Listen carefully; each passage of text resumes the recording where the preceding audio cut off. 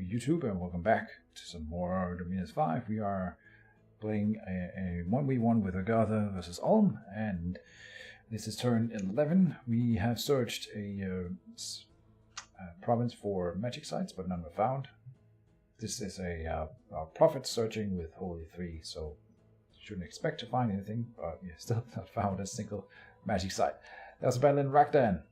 Let's find out what happens. This is our primary, I want to say primary, at least our biggest shard guard force moving out against some cavalry this time. They crash into the line. They do deal a lot of damage, but not a lot of afflictions. Well, we had one already. We'll see if there's anyone new after this one here. I don't think we lost a single one.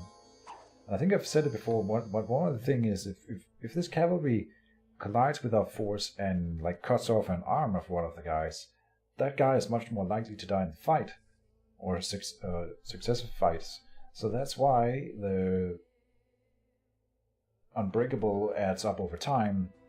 We didn't lose a single one, and we already had one affliction. So let's see if there's anyone in any. Okay, we did take some afflictions here. 2 new never healing wounds.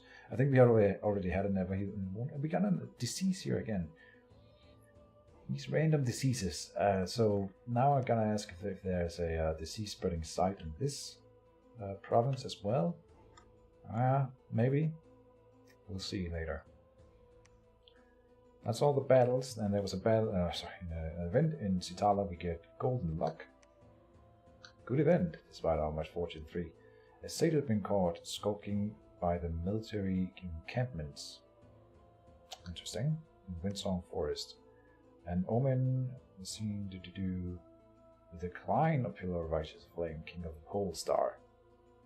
Rumors of this ill omen has spread wildly. And a satyr was found here. Alright. I know what's happening. Alright, so that's a little bit of an event series starting here. That can result in an attack. Something we didn't do. And I want to go in and do that now. We are up against Richard. Ulm versus the pretender Richard, King of Kings, God of Rainbows, King of Birds and Parrots. Alright, so we know by this that, I don't know if that is exactly true with this, but he is a rainbow pretender. I think, I don't know King of Kings, what that refers to, but King of Birds and Parrots could be nature. So I think, if I recall correctly, Richard is a full-on rainbow pretender. Yeah, and it's worth noting again that his troops cannot be blessed. His priests can. So for Ulm, I would probably go with blessed for priests, but you don't have to do it. And we don't know whether he is doing it or not. Agartha, meanwhile, worships the Pillar of Righteous Flame, King of the Pole Star, the fate of the world, God of brilliance, and the remote and inaccessible God, Lord. So interesting.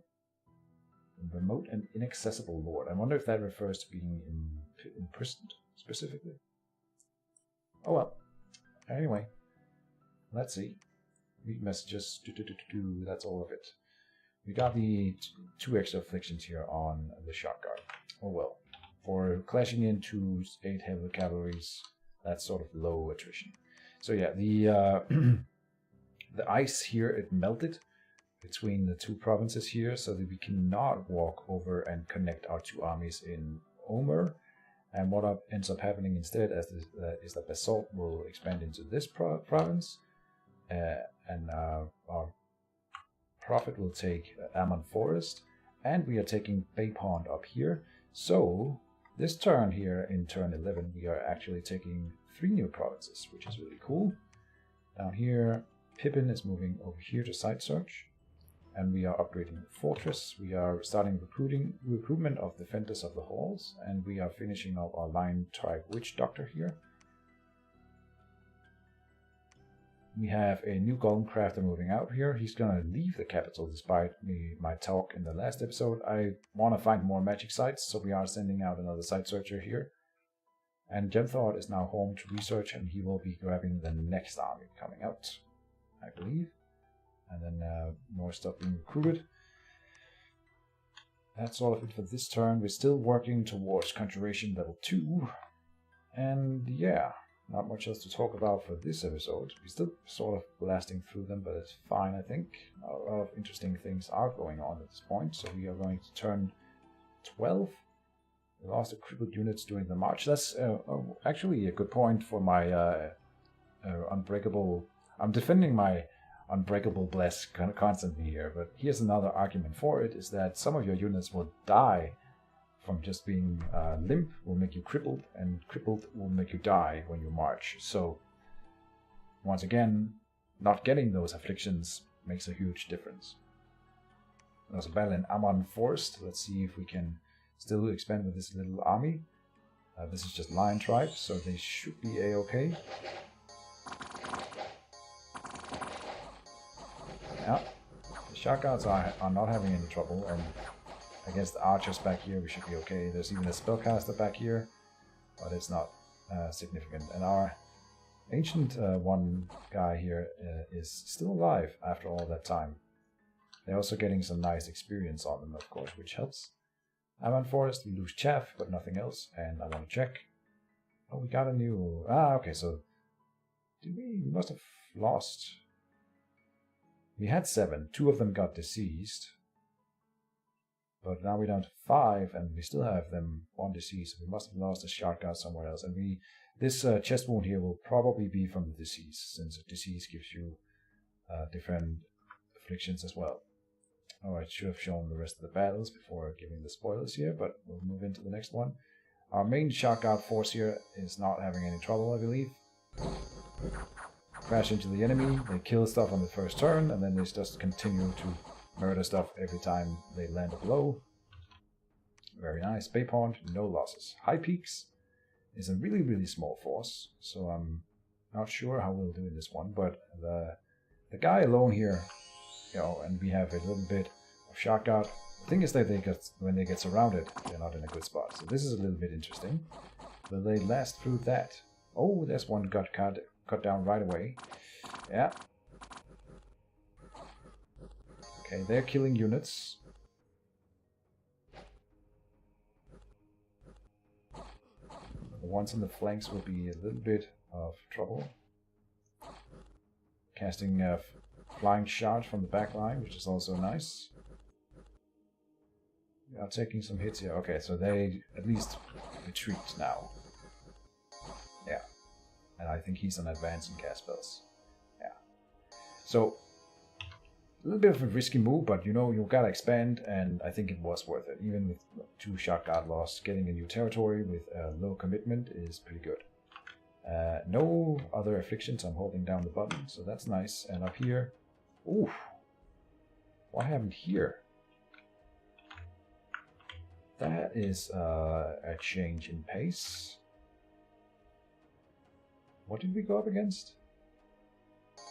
Just normal chaff.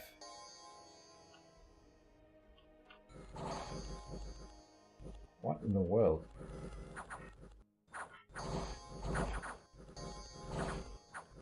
Huh.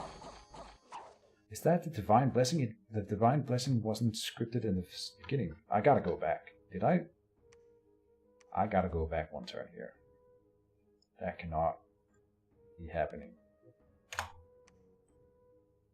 It's gotta be a mistake in my script here. Okay, so I didn't script. Because Pebblehand had a fight together with Gemthought over here. And then I only scripted Divine Blessing for one of them, which is fine when they're fighting together. So in this fight here, and in this fight here, Pebblehand has not been blessing the Shark Guards. That is a major misplay.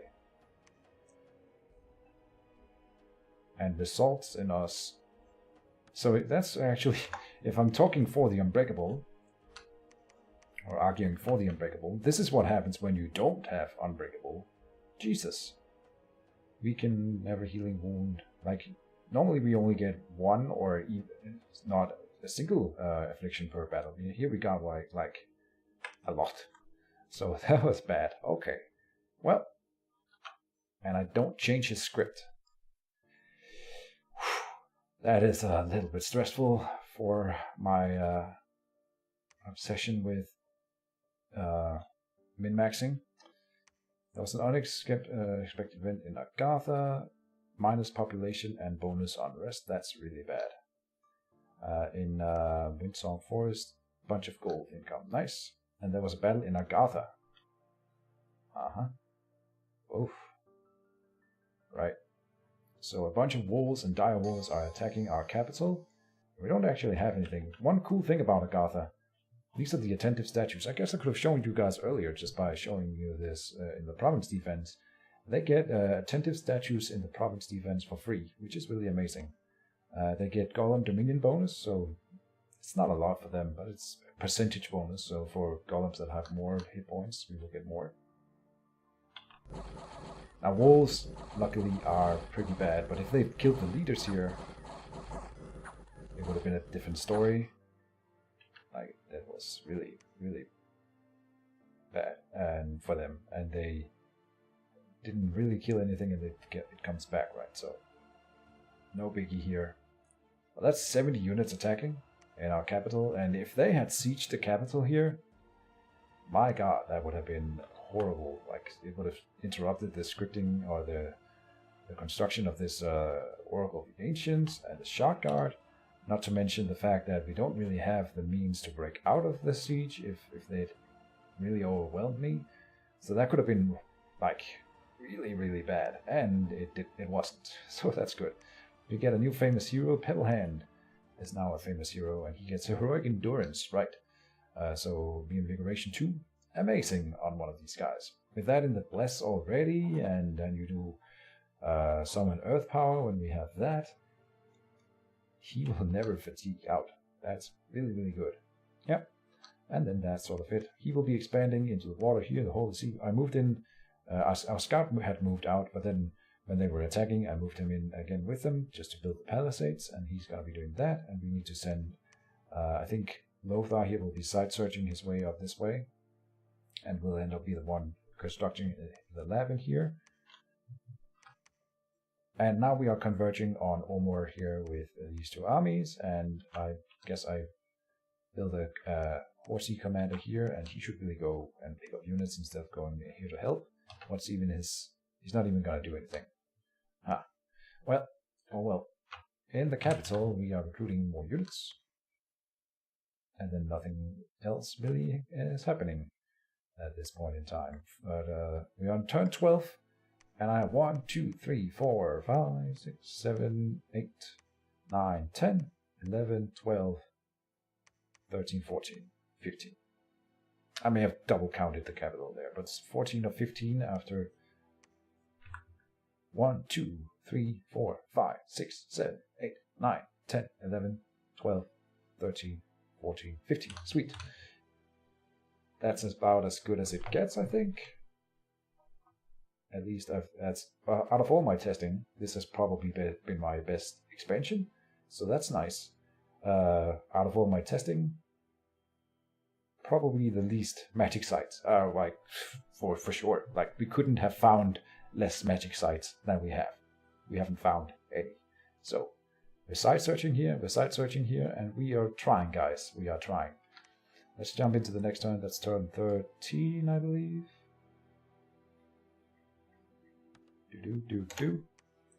Agartha, no magic site in 3 different territories. At that point, I think I message Mr. Sniente and tell him about my frustrations just because I couldn't hold it in. But of course, you shouldn't be giving your opponent that sort of information. But whatever, I was really frustrated. We collide with some tridents here. And I guess I'm still not scripting, still not scripting Divine Blessing here. That's a major misplay. Scripting Sermon of Courage instead. That's horrible, horrible, horrible, horrible. And we are taking afflictions as a result.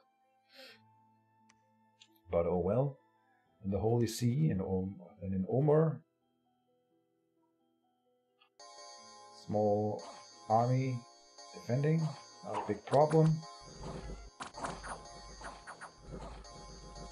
Now we are that low in our chaff army that they are just running away as soon as they hit the fight. And over, we don't lose anything though. We have that one guy who's really wounded because of the disease, and then that one affliction, but no one else is afflicted. Just think about what kind of difference this is making for this army, this affliction here, right? We lost a shot guard, and that's probably because that guy was afflicted with something and then killed. I'll betcha. Assault will be searching in here, but the Prophet is leading the army on, and I'm not going for these thrones. I'm gonna be poking this throne this time, but we are not good. Our shot guards need to be in a relatively large force to not take any attrition or not lose against 300 units. Same over here. These centaurs and vine ogres. It will be really hard to take these without significant losses. Oh, and I'm getting ahead of myself because there's a battle in the Wingsong Forest. Now, we had an event leading up to this. This is satyrs and centaurs attacking. And it's pretty bad. We almost had no province defense here. So, you can imagine the result. Did we kill anything? Yeah, we killed 5 satyrs, which I suppose is good, but we lose this province. And interestingly enough, if I hadn't taken Omer this turn, we would not have gotten any income from these provinces. I don't think I mentioned it, but we had some free magic sites in this province here. Not anything that gives us gems. We can do this High Priest and Priest, which is fine. Not really necessary. And then an arena for 25 gold. So this High Priest is a priest level 2. You would recruit him if you were up against an undead nation, but then we have level 3 priests over here, so we don't really need it. We are recruiting some lion tribe in here to fill up with our prophet army with Chef. Over here, Pebblehand is expanding into Sodolf here, and then that's sort of it. Our Ngugi guy here will move forward. In the capital, we are now researching a little bit more and getting more shot guard. I should probably have moved out with one of the Oracle of the Ancients at this point, and just that. I'd like having one left behind in the capital with True Death to do the True Death path spells and summonings if we need it later. But we should have, and forging skull staff. But we should have sent out 2 hard here with this army just to do more expanding, maybe taking this province earlier and then he could go elsewhere. Yeah. So we also had the tribe centaurs and spring floods have destroyed crops and buildings. So Wingsong Forest is not a good place. That's sort of it. 13. We can go 5 turns again, I think. Still not a lot happening in between in the individual turns here. So 14. Conjuration is completed finally, and we go construction 1 immediately. So that's nice. No magic sites were found in Omer. No surprise there, I suppose. And in Soloth, we are attacking some indies. Our main shot guard army. They land on the edges of Y formation, which is really bad. Yeah. But we managed to pull through. Did we lose anyone? No. Barmut. Right, this is where I'm testing the throne. And this is not a good army for us to go up against. We have these sages that are not that bad, I suppose, but then we have this guy who's gonna be doing higher level astral things and more low level astral things. I don't even know what these guys could do. They'll be spamming out personal luck. It's not insignificant. What does this guy do? Personal luck. I guess we don't trigger gem use with just that one guy. But this army It's not something I take out without losses, and we have no armies nearby to just waddle in there and such. I should have planned around it maybe, but it's just not easily doable. And I would rather expand into smaller and more easily taken provinces than taking this one. Yeah. But then the further we go away from it with other armies, then we're not gathering a new army to take this. I don't know, man. Same with this Range of Shadow. We're not really planning on taking it at this point. I'm trying to just expand as much as I can into smaller provinces. We're taking 2 almost every turn at this point, which is really nice. At least 1 every turn, but then sometimes 2. We are moving Gemthought out again. I should have let Gemthought stay because he gets more research with his experience, and I don't know why you would want an experience point on someone expanding. Doesn't really matter since the smite spell is not based on precision anyway. We have Orivard coming down here, a guy recruited up there. Upgrading the castle here, and we now have our first Earth Reader coming in, and we need 1 every turn. Next turn, I guess we're getting a Pale One captain. We already did 1. Interesting choice. He's going to be moving out. Oh, he's moving to the capital to help pick up amphibious units. And we're expanding up here. Did I skip anything? Not really. Conjuration is completed, but we are not doing any Barathas Pact. Oh.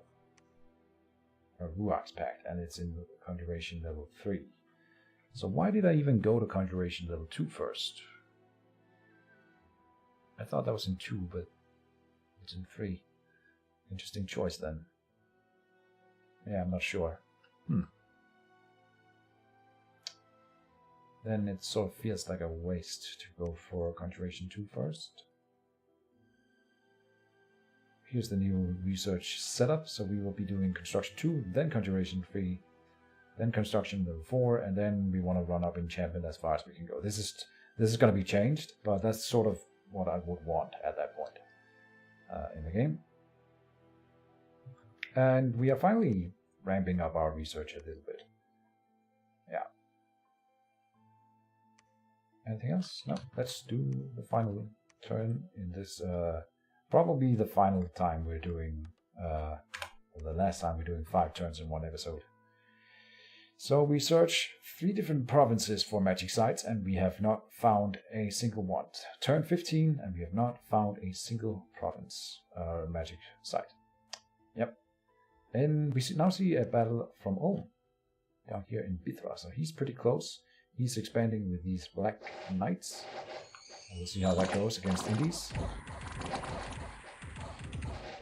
I mean, it's not really a surprise.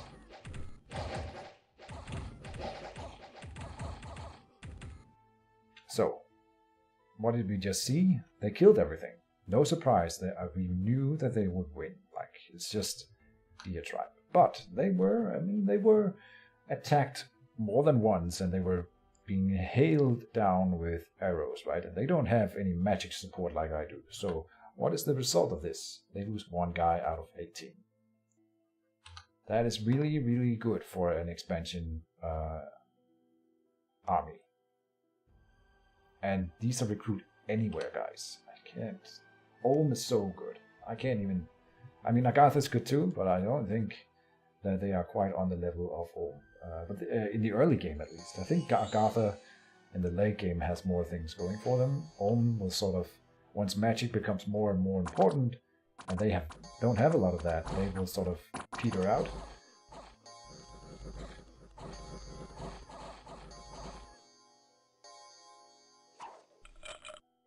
But there's no doubt that they're. Oh, there's a shotgun here. Oh, we're still not scripting Divine Blessing, right? For that army. All right, that's a major misplay, by the way. I think I haven't mentioned it, but I'll do it again. Now these guys are undisciplined, but I gave them one of these ancient ones from, and that's, look at that. Yeah, it's not good. But they start to throw their spears, and then they sort of end up connecting at the same time with the shard guard, so it's all good. They fight, and that's it. All right. So that was in the Woods of Weeping. No, that's in Alman. We lose some of the chaff again. That's fine. An event has occurred in Agartha. This is bad. 40% tax loss. Ouch. Range of light. Nature gems. And you gotta remember that in Agartha we now have fortune teller level 15 and this guy doesn't have a fortune teller, but we do have continually one Oracle of the Ancients sitting in Agartha at this point to help maybe predict events, but we don't really see it. And that's a lot of 40% of 479 is pretty significant. And we have constructed the fort down here. So now we see some of Olb's territory. And we don't know that he has grabbed every province down here, but he does control quite a few provinces. I should also mention that when he announced that he was going to be playing Olm, I did a test game with Olm and Agartha with 2 human players playing both sides, and I beat myself with Olm, no biggie. It was so easy. So he's expanding really fast. Olm is so good at the early expansions with these Black Knights, and I don't think at this point I have figured out how I would counter him. Yeah. But here he is. He's next to us. He's expanding into our territory. We know that he's here. He might not know that I'm right up here because I have scouts here watching him. And I don't know how he is using scouts at this point. We are expanding here with the Prophet again, and we are expanding now into the water over here with Pebblehand.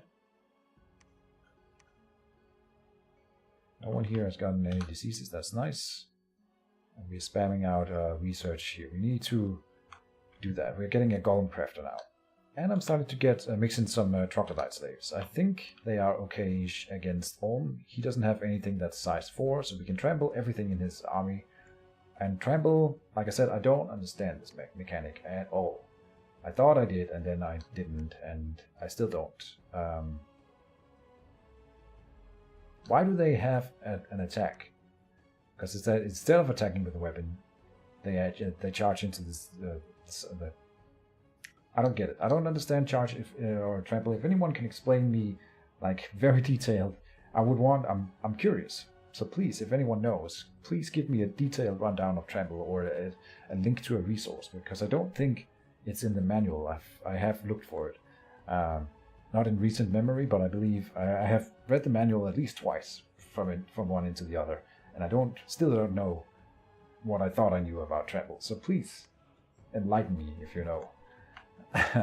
But anyway, in the capital, we are upping our production, and we are now throwing in troglodytes because we have gold. They are very gold intensive, but not very resource intensive, so that is nice. Anything else? Oracles of the Ancient. Nothing specific, no. Are we starting a new fort? Yes, we are building a fort here in Aman Forest. Has high income, so that's really, really nice because of the arena. And a nice fort location all in all. I like it.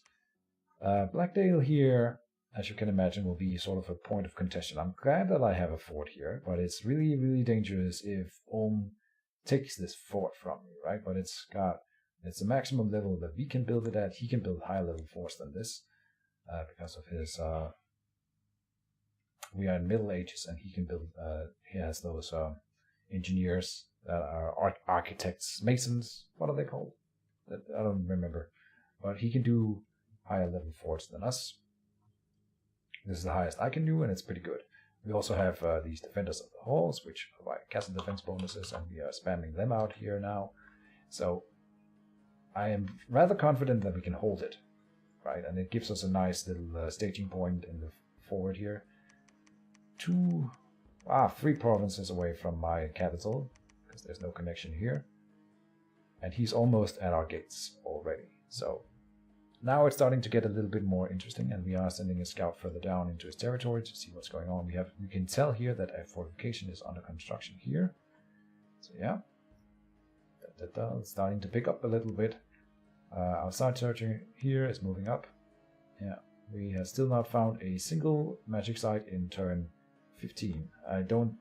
This is the worst you can have in magic site searching, and I believe it is the worst that I have ever had in any game of Dominions. I've never seen anything like this. So, while everything else is going rather fine, if I had found magic sites too, just some, I would say that it's going pretty well. But we are going to be relying pretty heavily on gems later on, and we have not upped our gem production at all. So I'm a positive guy. I have a positive mindset. So I'm thinking that if we haven't found any magic sites yet, it's because the best magic sites are just around the corner, because they must be here somewhere, right? So we're about to find them. They're coming. They're right behind us, those magic sites. We'll find them. But not yet. The research queue hasn't changed. Not much else to talk about at this point. No. So that's it for this episode. That was 5 turns in one go again. And yeah. Now with the Olm right here, it will start becoming a little bit more intensive. Our army movement down here. Alright, they're all moving in here, which I have teased that there might be a disease site in here. And if I had realized that at this point, I would not have done this move. But we'll see what happens next turn. So thank you guys for watching for now, and I hope you're enjoying this 1v1. See you in the next one. Bye bye.